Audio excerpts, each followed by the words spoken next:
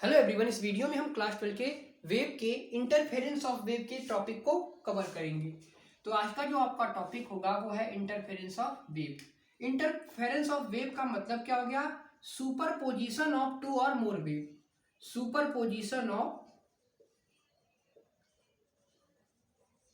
To और मोर wave, यानी इसका मतलब हो गया कि जहां पर वेव मिले उनके सुपरपोजिशन का वेक्टर सम कर दीजिए, वही है इंटरफेरेंस ऑफ वेव। तो इंटरफेरेंस ऑफ वेव का अगर आप हिंदी में मतलब निकालेंगे तो इसका मतलब होता है वेव का मिलना। जहां पर वेव अपने से मिले तो उसको बोलेंगे इंटरफेरेंस ऑफ वेव, जहां पर वेव मिले। तो देखिए, वेव को मिलाने के लिए हमारे पास क्या होना चाहिए? हमको फाई की वैल्यू चाहिए।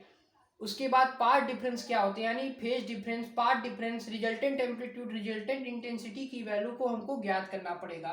किसी भी वेव को मिलाने के लिए ये चीज चार कंडीशन होती है कि उसका इंटेंसिटी, एम्पलीट्यूड तो सबसे ज्यादा इंपॉर्टेंट होता है, क्योंकि वहीं से आपको कंस्ट्रक्टिव इंटरफेरेंस और डिस्ट्रक्टिव इंटरफेरेंस में अंतर समझ में आएगा। लेकिन इंटरफेरेंस ऑफ वेव का मतलब हो गया कि वेव को मिलाना। वेव को मिलाना मतलब जैसे मान लीजिए एक वेव इस पॉइंट पी पर आती है और दूसरी वेव इसी डिस्प्लेसमेंट को ट्रेवल करती हुई पॉइंट पी पर आती है। जैसे एक वेव पॉइंट पी पर आती है और दूसरी वेव भी पॉइंट पे पर ही आती है। एक का डिस्प्लेसमेंट हो गया, मान लेते हैं x2, और एक का हो गया x1।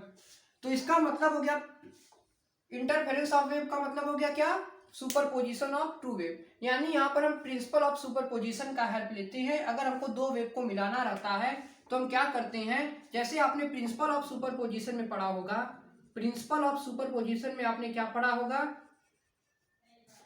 प्रिंसिपल ऑफ सुपरपोजिशन में आपने पढ़ा होगा क्या कि हम रिजल्टेंट वेव कैसे निकालते हैं। जैसे हमको वाई नेट निकालना है तो क्या करते हैं, इनका वेक्टर सम कर देते हैं, y1 प्लस y2 कर देते हैं।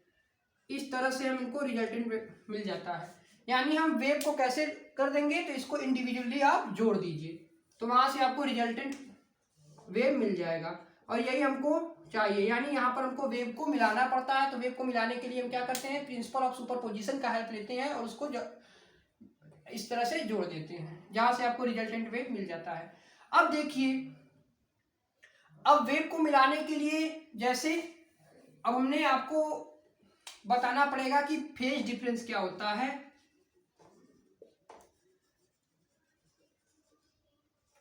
और पार्ट डिफरेंस क्या होता है, इनके बारे में आपको बताना पड़ेगा। तो देखिए, प्रिंसिपल ऑफ सुपरपोजिशन में अगर हमको वेव को मिलाना रहता है तो हम क्या करते हैं, इनको वेक्टरी ऐसे ऐड कर देते हैं। जैसे एक वेव आई तो उसको हमने ऐड कर दिया एक पॉइंट पर। जैसे जैसे देखिए, अभी मैंने आपको बताया कि इस पॉइंट पर एक वेव मिल रही है, फिर कहीं से एक वेव और आ रही है, फिर कहीं से एक वेव और आ रही है, y1, y2, y3। तो इनको हम प्रिंसिपल ऑफ सुपरपोजिशन का हेल्प लेके इनको इंडिविजुअली जोड़ देते हैं, जिस कारण से आपको पूरा वेव का सम मिल जाता है, जहां पर वाई नेट आपको मिल जाता है, यानी टोटल वेव कितनी होंगी उनको आप ज्ञात कर सकती हैं। तो देखिए, अगर आप दो वेव को जोड़ते हैं तो वहां पर कॉम्बिनेशन ऑफ एसएचएम यानी सिंपल हार्मोनिक मोशन का प्रयोग होता है। तो जैसे वही एग्जांपल लेते हैं, एक वेव इस पॉइंट पी पर आने के लिए डिस्प्लेसमेंट लेती है 1, और वही एक वेव इसी पॉइंट पी पर आती है, उसका जो पार्ट डिफरेंस है वो x2 है। इसका मान लेते हैं ये आपका y2 है, ये आपका y1 है। तो अगर आपसे सिंपल हार्मोनिक वेव का इक्वेशन लिखना है, अगर y2 को लिखना है तो क्या लिखेंगे? तो सिंपल हार्मोनिक वेव का अगर हम इक्वेशन लिखते हैं तो वहां पर एम्पलीट्यूड होता है, फिर वहां पर फेज डिफरेंस होता है, और फेज क्या होता है, फेज होना चाहिए।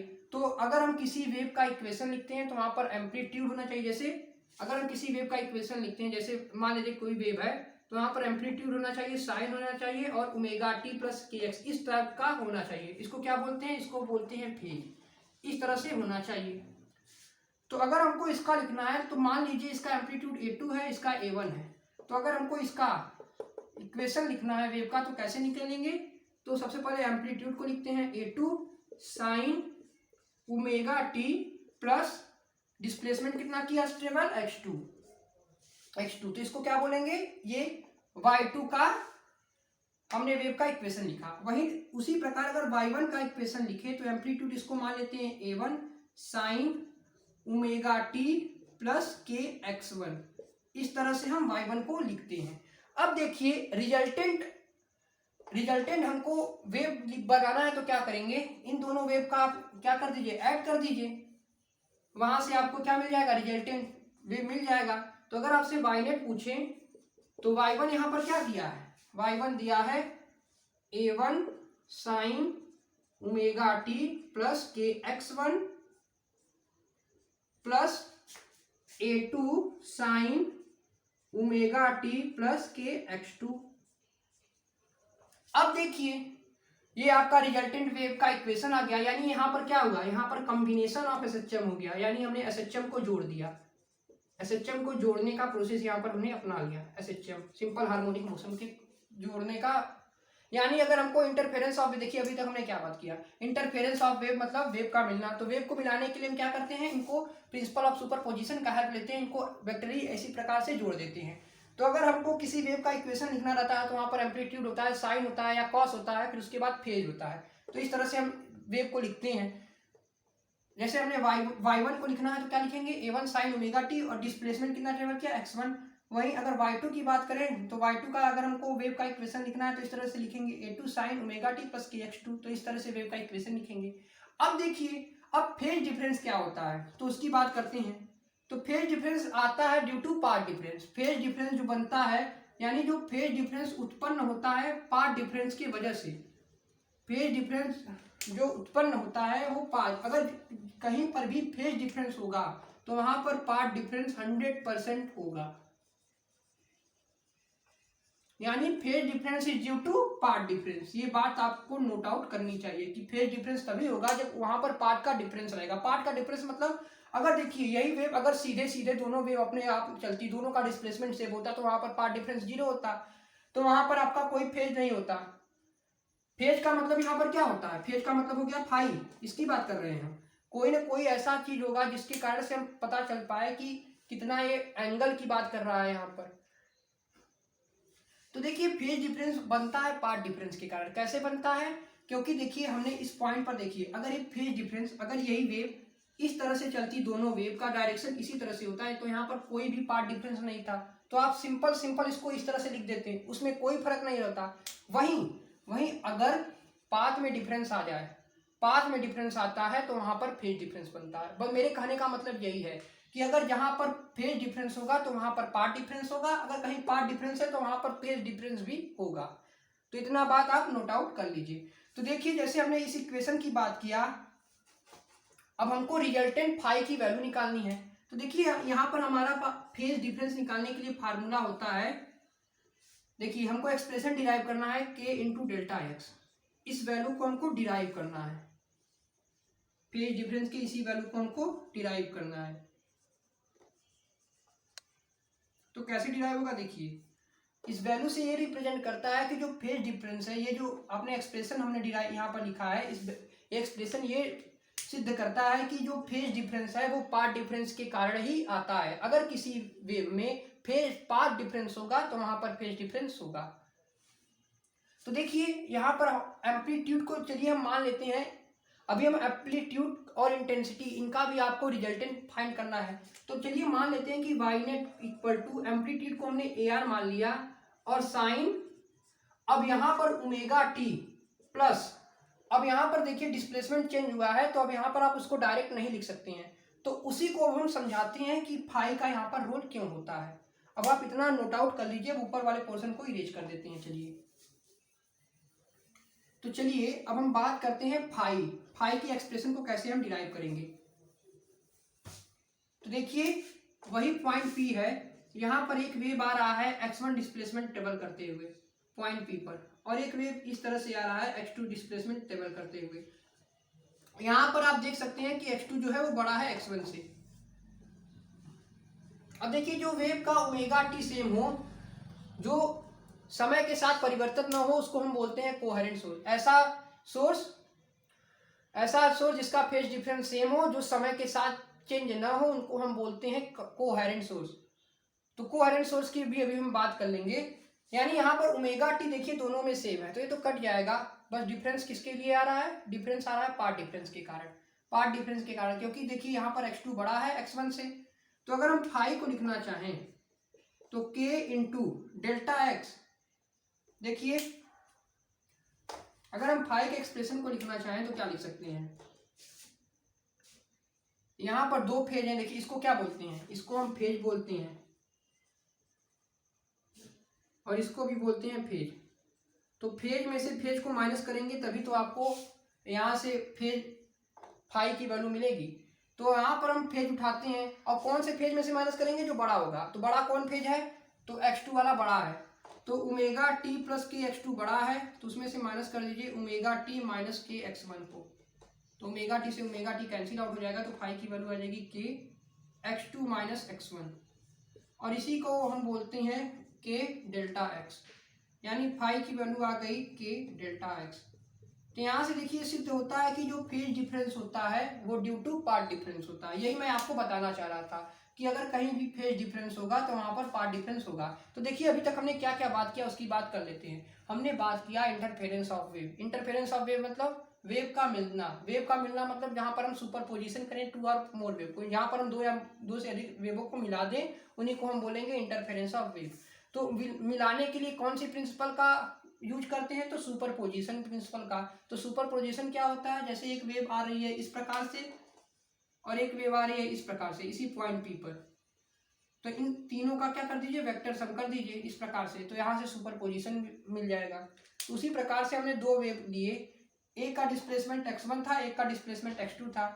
तो इसको अगर हमको लिखना चाहते हैं, अगर देखिए एसएचएम में सिंपल हार्मोनिक मोशन में किसी वेव का इक्वेशन लिख रहे हैं तो वहाँ पर एम्पलीट्यूड होता है, फिर साइन या कॉस का टर्म होता है, फिर फेज होता है, फेज डिफरेंस होता है, यहाँ पर फेज डिफरेंस होता है। तो फेज डिफरेंस निकालने के लिए क्या करेंगे, तो देखिए मैंने अभी आपको बताया फेज डिफरेंस निकालने के लिए अगर आपको दो वेवों को जोड़ना है तो रिजल्टेंट वेव कैसे निकालेंगे, y1 प्लस y2 कर देंगे, तो यहाँ से आपको मिल जाएगी। लेकिन अब देखिए यहाँ से आपको AR एम्पलीट्यूड भी दोनों का सेम नहीं है। एम्पलीट्यूड दोनों का सेम रहता तो आपको रिजल्टेंट एम्पलीट्यूड, अगर एम्पलीट्यूड दोनों का सेम होता तो रिजल्टेंट एम्पलीट्यूड यहाँ पर क्या होता, A1 प्लस A2 कर देते तो सेम आता। लेकिन एम्पलीट्यूड भी डिफरेंट है, तो यहाँ पर रिजल्टेंट एम्पलीट्यूड को हम फाइंड करेंगे।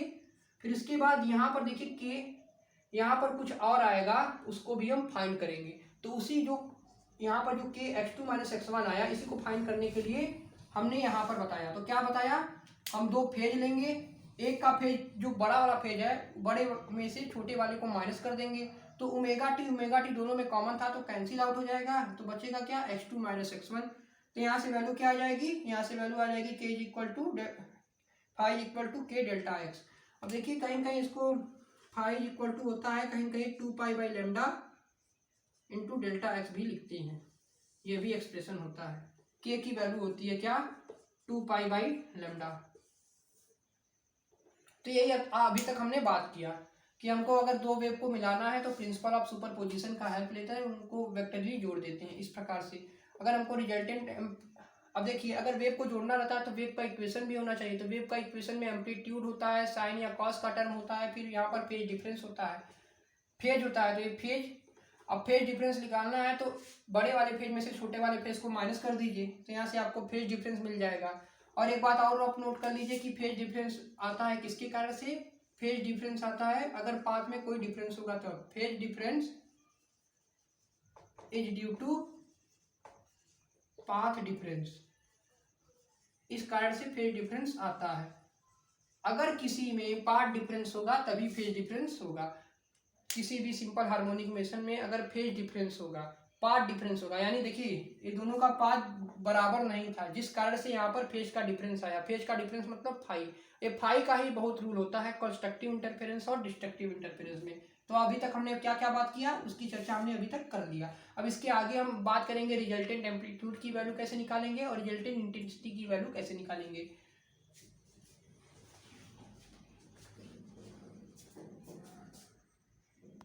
तो अभी तक हमने क्या बात किया, अभी तक हमने बात किया कि फाइव इक्वल टू होता है 2π/λ इंटू डेल्टा एक्स, जहां पर फाइव होता है आपका फेज डिफरेंस और डेल्टा एक्स होता है पार्ट डिफरेंस। Path difference. तो अब हम बात करेंगे रिजल्टेंट एम्पलीट्यूड का, एक्सप्रेशन ऑफ रिजल्टेंट एम्पलीट्यूड का। तो देखिए यहां से आप देख सकते हैं जो मैंने फिगर बनाया था, ये x2 हो गया, ये x1 हो गया इस पॉइंट पर। तो इसका एम्पलीट्यूड हमने a2 माना था, इसका एम्पलीट्यूड हमने a1 माना था। तो अगर हमको रिजल्टेंट एम्पलीट्यूड चाहिए तो क्या करते हैं, सबसे पहले जो छोटा एम्पलीट्यूड रहता है a1 को हम पहले लिख देते हैं क्योंकि a1 का डिस्टेंस कम है, फिर a2 का डिस्टेंस इधर लिख देते हैं क्योंकि a2 बड़ा है। कितना बड़ा है, तो बड़ा है 5, 5 बड़ा है, तो ये 5 बड़ा होगा, और ये एंगल आपका मान लीजिए थीटा है। तो अगर हमको रिजल्टेंट एम्पलीट्यूड का एक्सप्रेशन चाहिए तो using triangle law of vector addition resultant amplitude का एक्सप्रेशन क्या होता है, AR is equal to A1 square plus A2 square plus 2A1 A2 cos five. यहाँ पर हम किसका एक्सप्रेशन यूज किया, triangle law of vector addition या parallelogram law of vector addition का यूज कर लीजिए। यहाँ से रिजल्टेंट एम्पलीट्यूड ऐसे ही निकालेंगे, cos फाइव, यहाँ पर क्या होगा, cos फाइव होगा। ये रिजल्टेंट एम्पलीट्यूड का एक्सप्रेशन आ गया। अब देखिए अब इंटेंसिटी क्या होती है उसकी बात कर लेते हैं। तो इतना इरेज कर देते हैं हम, चलिए इसी में इंटेंसिटी की बात कर लेते हैं।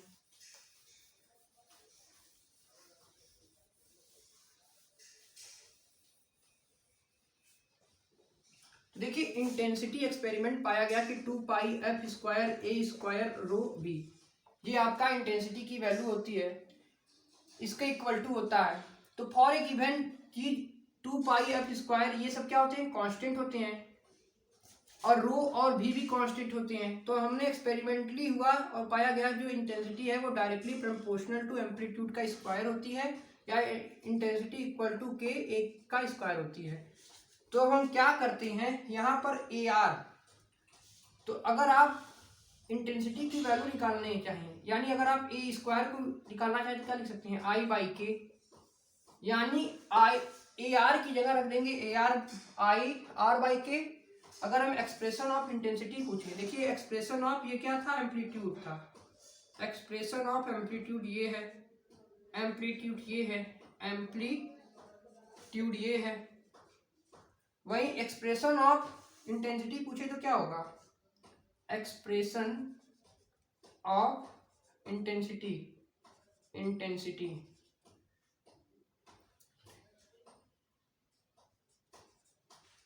तो एक्सप्रेशन ऑफ इंटेंसिटी क्या होगा, इसी वैल्यू में AR square equal to A1 का स्क्वायर प्लस A2 का square plus 2A1 A2 cos five है। यहाँ पर AR की जगह वैल्यू पुट कर दीजिए IR बाई के,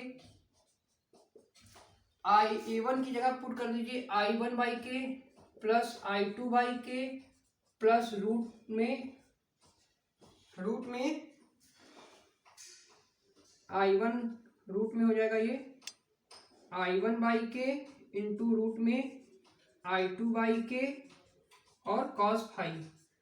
इसको अगर आप सॉल्व करेंगे तो यहाँ से के और ये दोनों के आपस में कैंसिल आउट हो जाएंगे। तो एक्सप्रेशन ऑफ इंटेंसिटी आएगी I1 plus I2 plus 2 root में I1 I2, रूट में I1 I2, ये आ गई रिजल्टेंट इंटेंसिटी। तो रिजल्टेंट इंटेंसिटी की वैल्यू ये हो गई। अब हम बात करते हैं कोहेरेंट सोर्स क्या होता है, कोहेरेंट सोर्स क्या होता है, तब उसकी हम बात करते हैं। तो नेक्स्ट हेडिंग आपका होगा कोहेरेंट सोर्स क्या होता है। तो यहाँ से हम रिजल्टेंट एम्पलीट्यूड के एक्सप्रेशन ज्ञात कर लिया और रिजल्टेंट इंटेंसिटी की एक्सप्रेशन को हमने ज्ञात कर लिया, इंटेंसिटी का एक्सप्रेशन भी हमने ज्ञात कर लिया। तो इसका इंटेंसिटी का रिजल्टेंट एक्सप्रेशन ये प्रकार बनता है और इस प्रकार बनता है। रिजल्टेंट एम्पलीट्यूड का एक्सप्रेशन कैसे ज्ञात किया, तो जो छोटा होता है उसको यहाँ पर लिखते हैं एम्पलीट्यूड, और जो बड़ा होता है उसको ऊपर लिखते हैं। और कितना बड़ा था, तो फेज डिफरेंस आया था 5, तो ये 5 बड़ा होगा। तो इसका expression using the triangle law of vector addition we say that AR square equal to A1 square plus A2 square plus 2A1 A2 cos five. यहाँ से आपको रिजल्टेंट इंटेंसिटी की वैल्यू मिल जाएगी। अब हम नेक्स्ट टॉपिक आपका होगा कोहेरेंट सोर्स क्या होता है, फिर इसके बाद हम बात करेंगे कंस्ट्रक्टिव इंटरफेरेंस और डिस्ट्रक्टिव इंटरफेरेंस क्या होती है।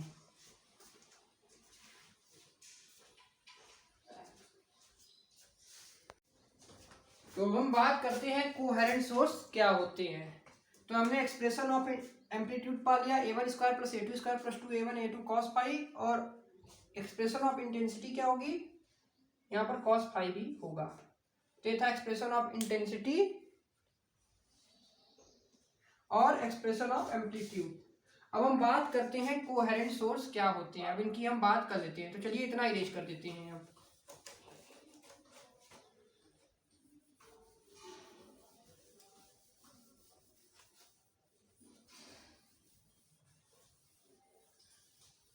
तो बात करते हैं कोहेरेंट सोर्स क्या होता है।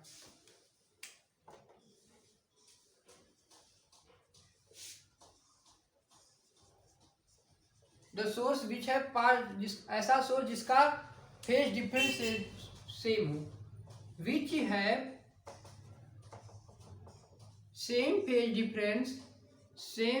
डिफरेंस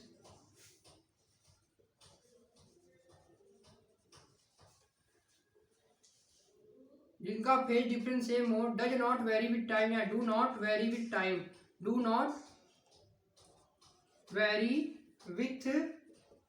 टाइम,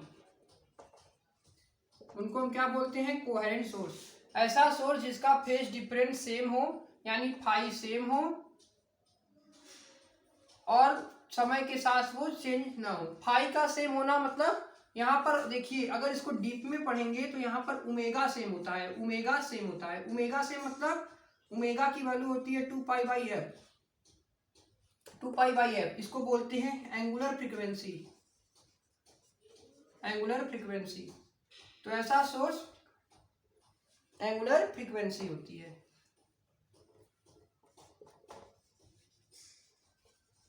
तो ऐसा सोर्स जिसका क्या हो, फेज डिफरेंस सेम हो और समय के साथ चेंज ना हो, उनको हम बोलते हैं कोहेरेंट सोर्स। और अगर आगे बढ़ना चाहें, अगर डीप में और पढ़ेंगे, तो ऐसा सोर्स जिसका ओमेगा सेम हो और समय के साथ चेंज ना हो, उनको हम बोलेंगे कोहेरेंट सोर्स। अब हम बात करते हैं कंस्ट्रक्टिव इंटरफेरेंस क्या होते हैं और डिस्ट्रक्टिव इंटरफेरेंस क्या होते हैं। कोहेरेंट सोर्स, हम बात करेंगे कंस्ट्रक्टिव और डिस्ट्रक्टिव इंटरफेरेंस क्या होते हैं।